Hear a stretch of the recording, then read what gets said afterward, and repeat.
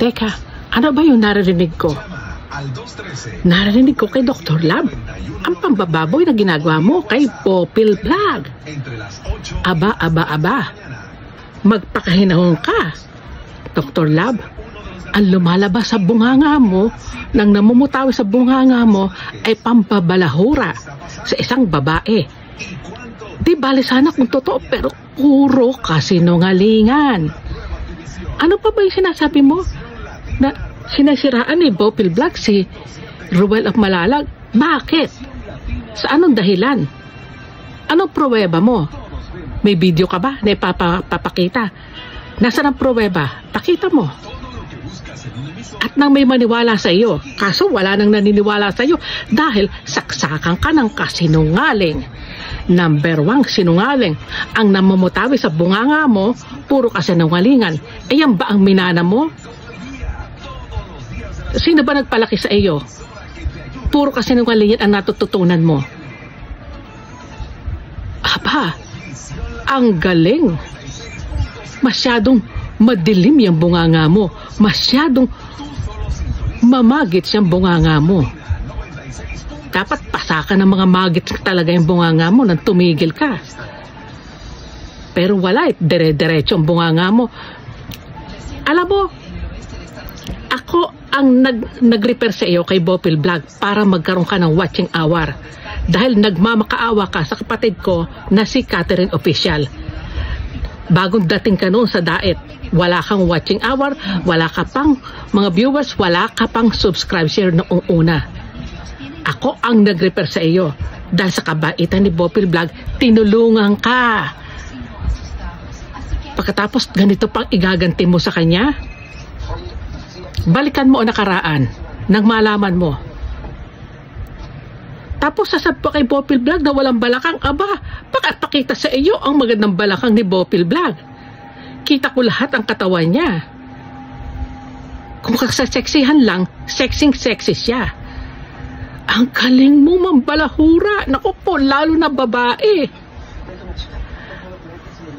Ano pa ba ang sinisira mo kay Popil Vlog? Ano pa? Marami pa di ba? Under ako ni Popil Vlog. Saka busy kami.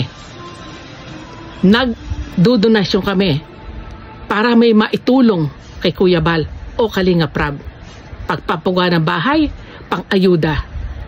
Ikaw anong naibigay mo? 0. Wala. Sa laki na kinikita mo. Wala. Kinukuha si Popil Vlog, nagtigwa 1,000 each para sa mga reaktor. Kami ay kusa kaming mga reaktor na nag-aambag ng donasyon. At para kami maitulong sa kalingap, sa mga mahihirap, sa mga pabahay ni Kuya Bal. Saksi ako.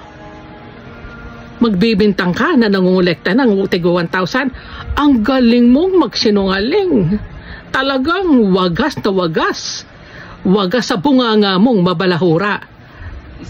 Ay, lintik. Ano kayang klaseng tao ka? Nireaksyonan ka lang ni Popil Vlog ng kung ano hindi mo sinagot at ang isinagad mo pambabalahura agad. Dapat kung anong inireaksyon sa iyo, yun ang isagot mo. Hindi babaluhaarin mo ng kung ano-anong paninira. Alam mo, marami na nagagalit sa iyo dahil sa masama ang bunganga mo. Masama ang pag-uugali mo. Wagas talaga. Alam mo, Dr. Lab, kaya lang ako nag-reaction ngayon. Hindi dahil sa ano paman. Ito ay para patunayan sa iyo na walang kinokolekta si Popil Vlog na tigwa 1,000 sa mga reaktor. Ayan ay isa sa katibayan. At sinasabi ko sa iyo na tapatan, wala siyang kinokolekta. Ang sa amin ay pang-donasyon lamang. Kusa kami nagdodonasyon para sa pang-ayuda ni Kuya Bal at ni Kalinga Prab. Kung mayroon man, maliwanag yan sa iyo. Kaya ikaw tumigil ka na. Tumigil ka na ng paninira. Okay ka lang magsalita. Mag-live ka na kung gusto mo, pero huwag kang maninira. huwag kang magsalita ng hindi totoo. Yan ang hindi namin nagustuhan sa'yo. Okay na sana ang lahat eh. Calm down ng lahat eh. Pero, yung inumpisahan mo na paninira ay hindi maganda. Lalo na ang paninira na ginawa ni Bopil Vlog kay Ruel of Malalag. Totoo ba yun? Tingnan mo yung ginawa mo. Gumawa ka ng issue na hindi totoo. Hindi maganda yun. Kaya ikaw tumigil ka na. Mag-live ka hanggat kung gusto mag-live. Kahit mag-million lives ka pa. Pero yung paninira at pagsisinungaling, alsin mo sa katawan mo, alsin mo sa bunganga mo. Dahil hindi maganda. Number 1 niyang kasalanan sa Diyos, ang paninira, ang magsinungaling. Sana naintindihan mo.